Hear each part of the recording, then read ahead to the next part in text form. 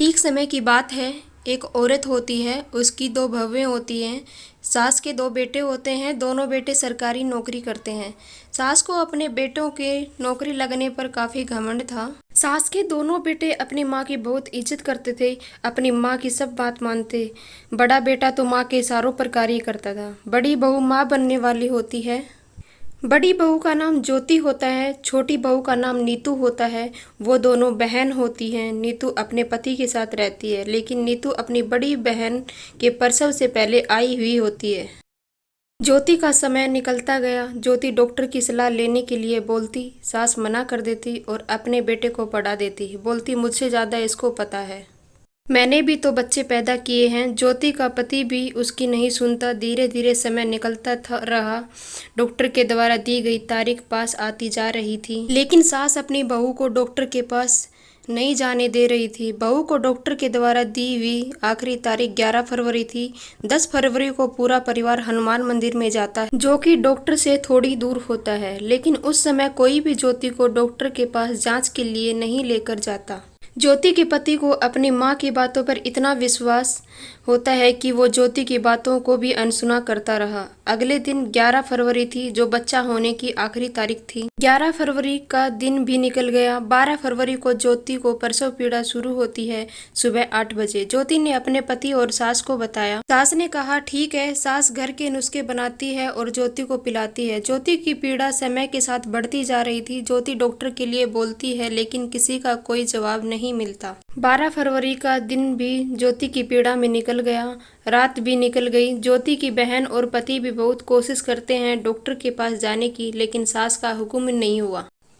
13 फरवरी की सुबह होती है, तब ज्योति की सास बोलती है, अब डॉक्टर के पास चलो, मेरे नुस्खे काम नहीं कर रहे हैं। तब ज्योति को डॉक्टर के पास लेकर जाया जाता है। डॉक्टर के पास पहुंचते हैं। डॉक्टर ज्योति की जांच करती है। अब डॉक्टर को कुछ समझ नहीं आता।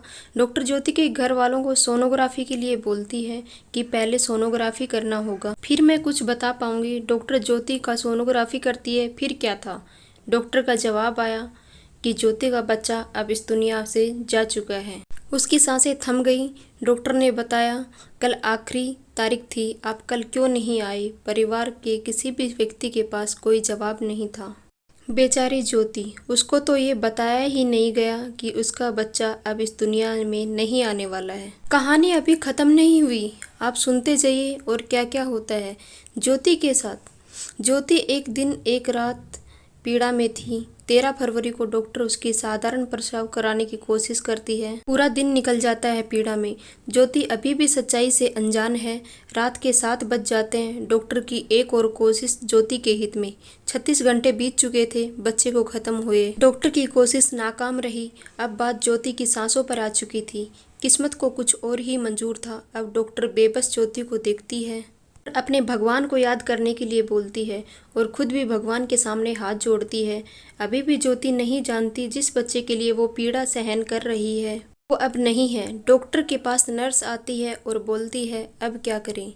डॉक्टर बोलती है, हमने बहुत कोशिश की इस बच्ची की ज़िंदगी संवारने की, साधारण प्रसव नहीं हो पाया, अब कोशिश नाकाम रही। अब कम से कम इस बच्ची की ज़िंदगी तो बचाएं। तब ये बात ज्योति को सुनाई देती है। ज्योति सहमी आंखों से डॉक्टर को देखती है और पूछती है, मैम आपका क्या मतलब है? डॉक्टर ज्योति के सर पर हाथ रखती है और बोलती है, बेटा तुम्हारा बच्चा इस दुनिया में नहीं है, लेकिन तुम्हारी पूरी ज़िंदगी बाकी है, इसलिए मैंने इतनी कोशिश की है, लेकिन शायद भगवान को कुछ और ही मंजूर है। डॉक्टर बाहर आती है। ज्योति के ऑपरेशन कर ज्योति को बचाने का निर्णय लेती है। 13 फरवरी रात 8 बजे ज्योति का ऑपरेशन कर डॉक्टर ज्योति के प्राणों को बचाती है। इसलिए कहते हैं डॉक्टर भगवान होते हैं। ज्योति उस दिन से उस डॉक्टर को भगवान मानने लग गई। इसलिए इस कहानी से हमें सीख मिलती है, ज़रूरी नहीं हमेशा बड़े सही हों, कभी कभी छोटे भी सही हो सकते हैं। अगर आप ज्योति की बात सही समय पर सुनी जाती तो उसका बच्चा आज इस दुनिया में होता। दोस्तों, अगर आपको मेरी ये जीवन की सच्ची कहानियाँ पसंद आ रही हों और अगर आप और आगे इस कहानी को सुनना चाहते हैं, आगे क्या हुआ, तो इस चैनल को सब्सक्राइब करें, साथ ही बेल आइकन को भी प्रेस कर लें ताकि मैं जैसे ही वीडियो डालूं तो आपकी आगे की कहानी मिल जाए। थैंक